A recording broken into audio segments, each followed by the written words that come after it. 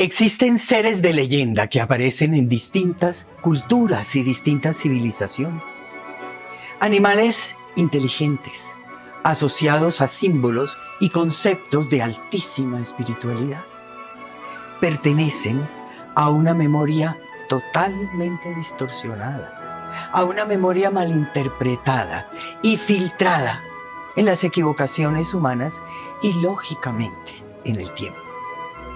Estas criaturas legendarias existen en Oriente y en Occidente, en todas las historias indígenas, y avanzan en el pasado hasta épocas verdaderamente antediluvianas. Ahí está su origen.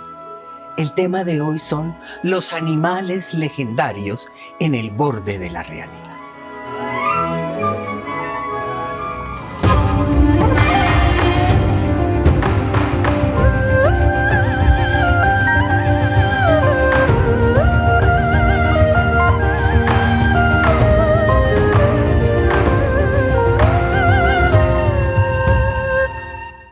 Hola amigos, soy Irene Robledo Strauss y ha llegado el momento de recuperar la memoria. Este es un tema que tiene muchas aristas. Es un tema que tiene mezcla de otras dimensiones, mezcla de elementales, de bellísimos símbolos espirituales y también de seres de un pasado remoto. No todos de los que vamos a hablar hoy existieron o existen, porque hablé de símbolos y muchos de ellos son símbolos. ¿Símbolos de qué? Del camino espiritual, de cualquiera de las dos vías, y tienen unos significados muy profundos, originales, adoptados por los pueblos derivados. El origen, y después vino otra cultura, otra civilización, otra humanidad, hubo uniones, etc. Entonces, esto es una mezcla.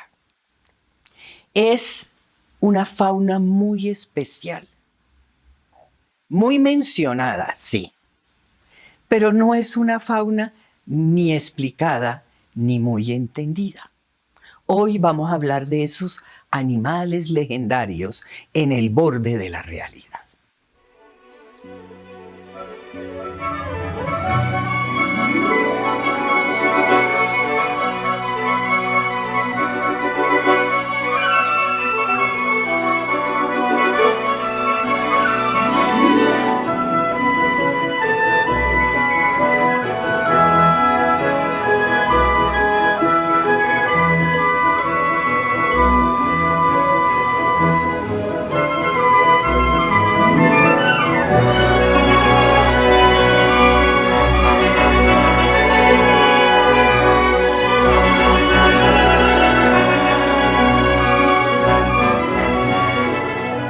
Y antes de iniciar el tema, como siempre, quiero hacerles la invitación a que se suscriban, a que den like, precisamente para que sean conocidos los símbolos del alma.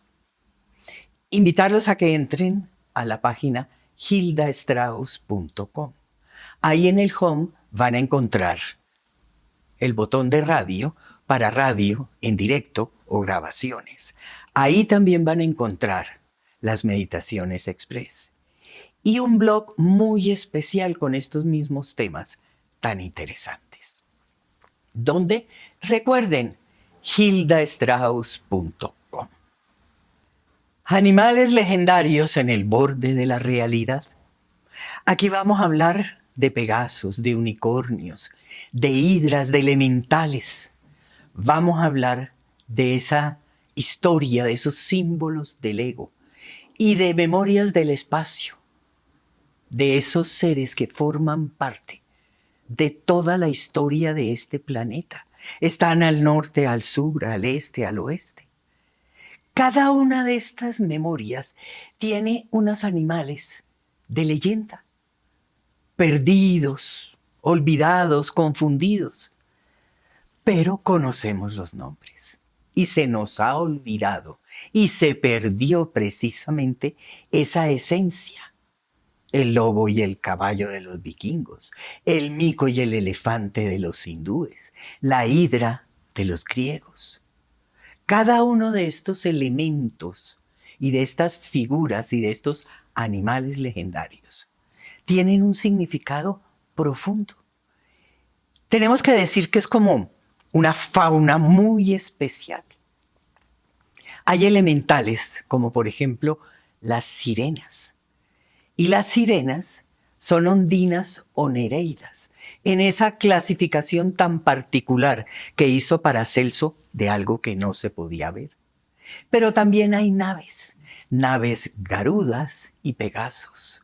Y también hay mucha sabiduría, como ese fénix o esa ave fénix. Hay eras del tiempo, como el lobo Fenrir. Hay símbolos, como los centauros o las arpías.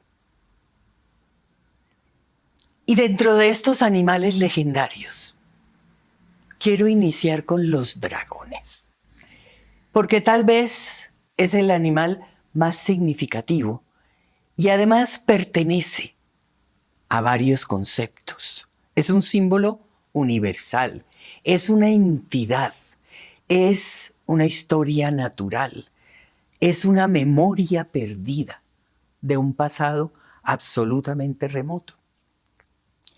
En los dragones se funden la simbología con la historia. En esa historia remota, hablemos de los dragones en Europa. Esos dragones en Europa son una clara herencia hiperbórea y atlante. Y dentro de los orientales es una herencia de Mu o de Lemuria, con su Tao y su Shinto, energía y espíritu natural, esencia, secreto, luz en el corazón. Estos animales legendarios, estos dragones en Europa, vienen de una vieja historia escandinava atlante. Vienen de Nidhugg. Nidhugg es un dragón perdido en esa historia maltratada de Islandia. Es el símbolo de la expansión del ego. Es el símbolo de lo que ocurrió.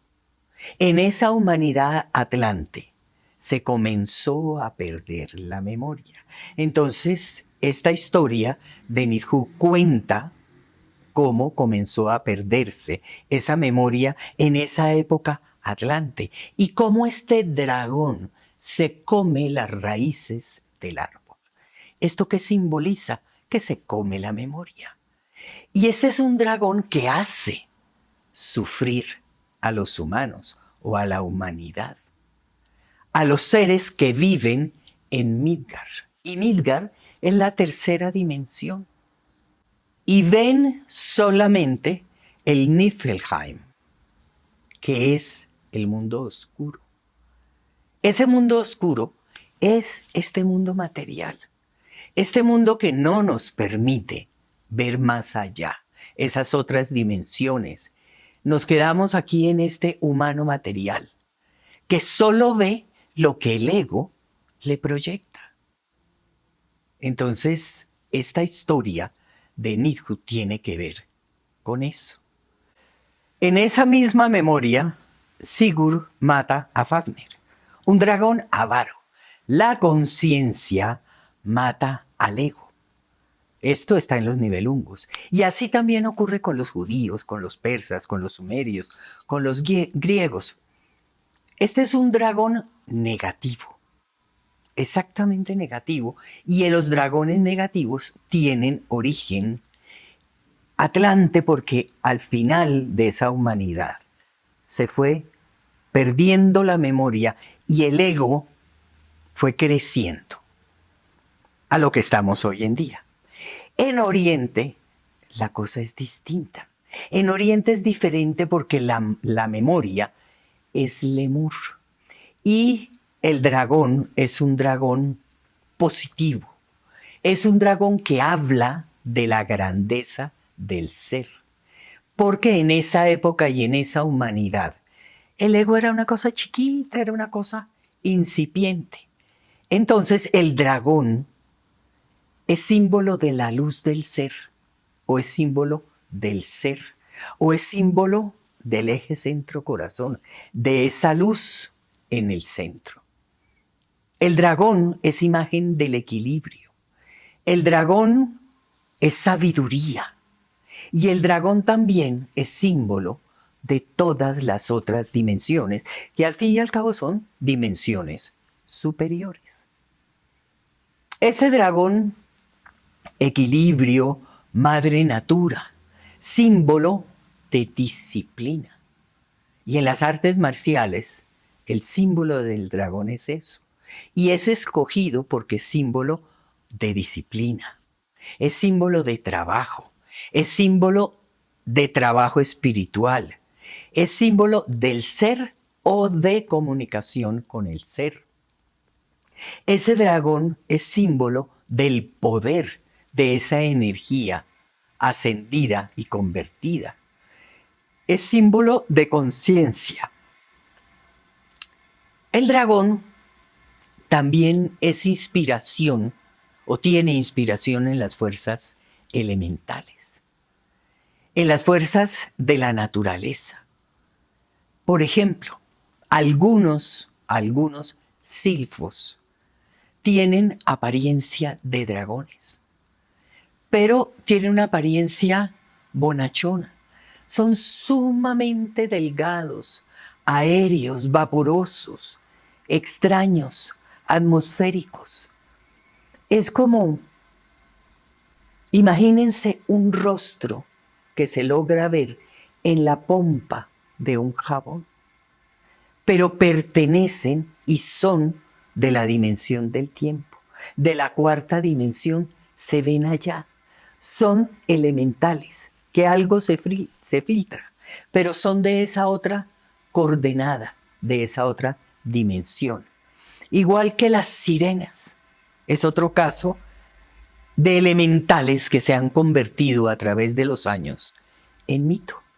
Las sirenas pertenecen o son ondinas o nereidas. Y la apariencia de las sirenas dista muchísimo de esa sirena que nosotros conocemos, porque el cuerpo es absolutamente tubular, largo, delgado y más parecido a un ave que a un pez. Y hay una cosa bien curiosa de las sirenas. Tienen la capacidad de crear imágenes, de proyectar imágenes de mundos superiores. Entonces hay historias y cuentos acerca del encantamiento de las sirenas. ¿Por qué? Porque en esa capacidad, en ese poder de proyectar imágenes, yo digo, ennoman, de gnomo, de elemental, ennoman, emboban, encantan a los clarividentes, a los que ya pueden ver esa otra dimensión, a esos seres desarrollados, que se pueden quedar ahí, en eso que ven de esa cuarta dimensión. Las sirenas son hadas del agua y tienen una relación con la intuición y con la telepatía. Son seres de risco, son seres de arrecife de coral. Tienen profunda relación con el equilibrio de este planeta. Son las náyades de los nacimientos y de los ojos de agua.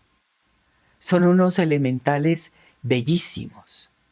Son las ninfas o los espíritus de los chamanes en la selva.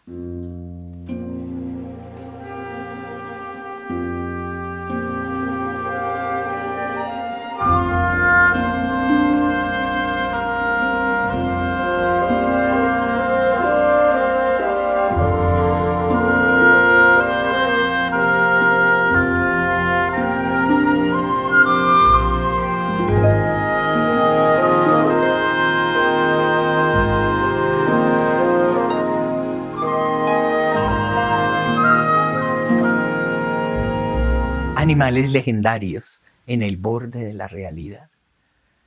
Animales que son símbolo, que representan y contienen grandes enseñanzas de poder mental. Hay mitos, caminos de la mente, representaciones bellísimas universales del ego. Estos animales legendarios nos muestran y nos señalan distintos trabajos y pistas precisamente de ese desarrollo espiritual. Y hablemos, por ejemplo, de los centauros.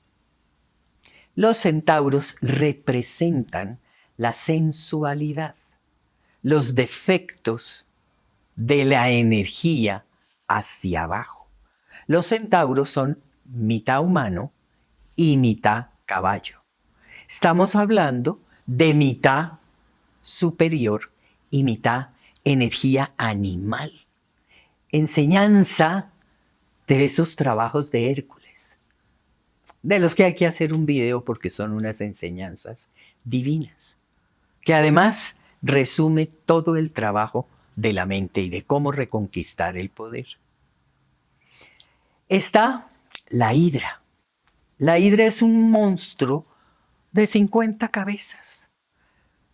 Es un monstruo donde hay una personaje, ella, la hidra es central, y tiene 49 cabezas representadas en serpientes. ¿Qué representa la hidra? La gran bestia, el gran mundo del ego donde estamos en este momento viviendo, en un inframundo humano y un inframundo terrestre. Esa hidra es la antiluz. Esa hidra es el antihilo, es decir, en vez del hilo ascendente, esa energía descendente.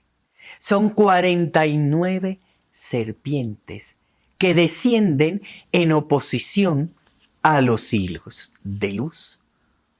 Y nosotros ya sabemos qué representa el 49, que es todo ese trabajo con la mente bellísimo.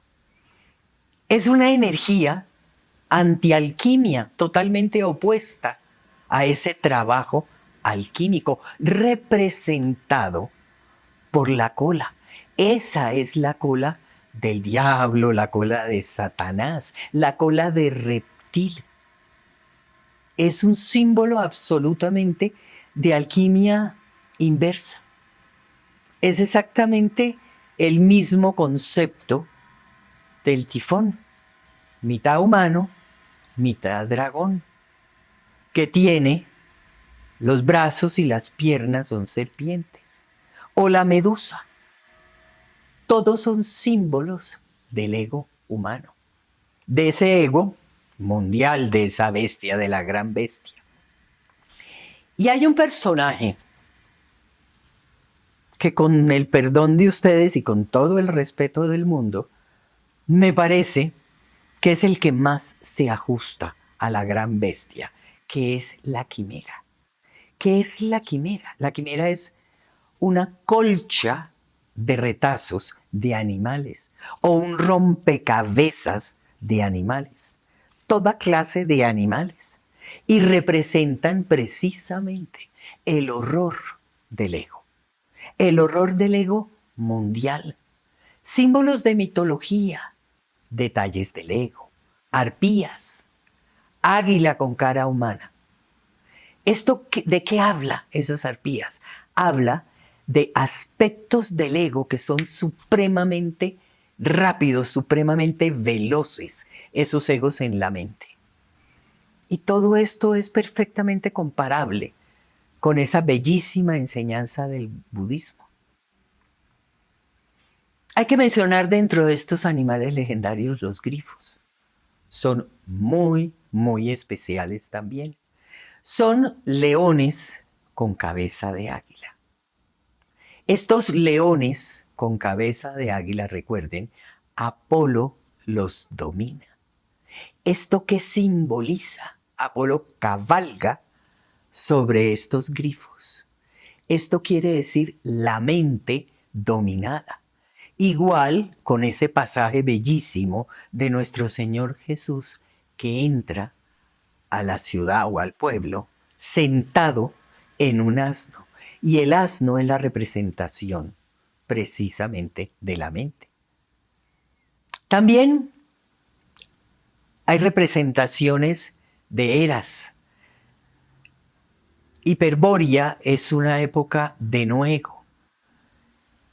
Lemuria es una época de ego incipiente. Y ya el final de la humanidad atlante y esta humanidad definitivamente es el reino total del ego. Y eso está dentro de la mitología griega. Ningún símbolo de la mente existe en dimensiones superiores. Y ninguno es un elemental. Tenemos que hablar también de otros animales. Hablé del fénix. El fénix es el pardo. El fénix personifica el alma, pero personifica la inmortalidad, los cuerpos superiores. Ese ser que nace de las cenizas del cuerpo físico mortal, el que supera todas las pruebas. Ese fénix es el humano superior, precisamente, ese es el simbolismo. Ahora, hay otros seres que tienen ya una memoria y un significado un poquito complejo. Los pegasos. Son caballos que vuelan. Caballos que vuelan. Son vehículos de personas. Y recordemos, por ejemplo, a Zeus, que Zeus dijo que era importante tener a su Pegaso cerca de sus armas, Ese es un primer concepto. Esos rayos, pero es un vehículo. Simplemente esto está relacionado con vimanas, con naves espaciales. Existe un segundo concepto, que ese Pegaso representa el cuerpo astral, el vehículo del alma. Y existe el tercer concepto, que existen algunos elementales parecidos a los silfos que parecen Pegasos, o la figura es parecida a los Pegasos. Y en este último ejemplo, amigos, la cosa no es tan sencilla ni tan simple. ¿Por qué? Porque aquí están asociados la historia, la memoria, el teléfono roto, los parecidos, los sincretismos. Entonces, cuando nosotros tenemos una guía de ese simbolismo, de esa representación, pues en la lectura y en el conocimiento podemos irnos abriendo un camino mucho más asertivo. Caso curioso ocurre, por ejemplo, con los unicornios. El unicornio existió. El unicornio era un animal atlante, similar como a una gacela delgada y gigante. Y eso no debe asombrarnos. Por ejemplo, la jirafa, nuestra jirafa, está en vías de extinción. Y de pronto en la próxima humanidad hablen de las jirafas. Y de pronto en la próxima humanidad digan, ¡ay, qué animal tan raro! Los unicornios sí existieron en la humanidad pasada y tenían un solo cuerno. Y es una memoria indoeuropea.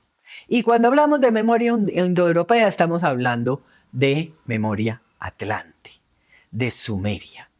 También similar a los elementales, pero víctimas de un sincretismo religioso muy complicado.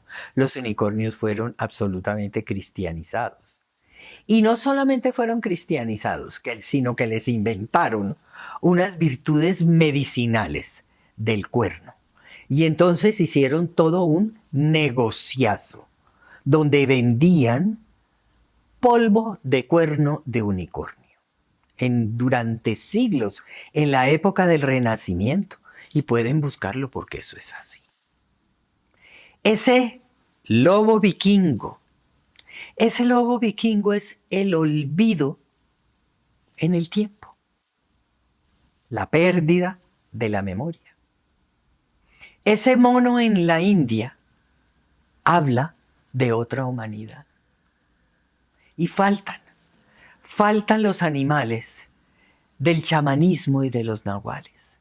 Un tema tan importante que será tema de otro video, porque hemos perdido la memoria y es necesario recuperarla. Gracias amigos, hasta un próximo video y un próximo tema.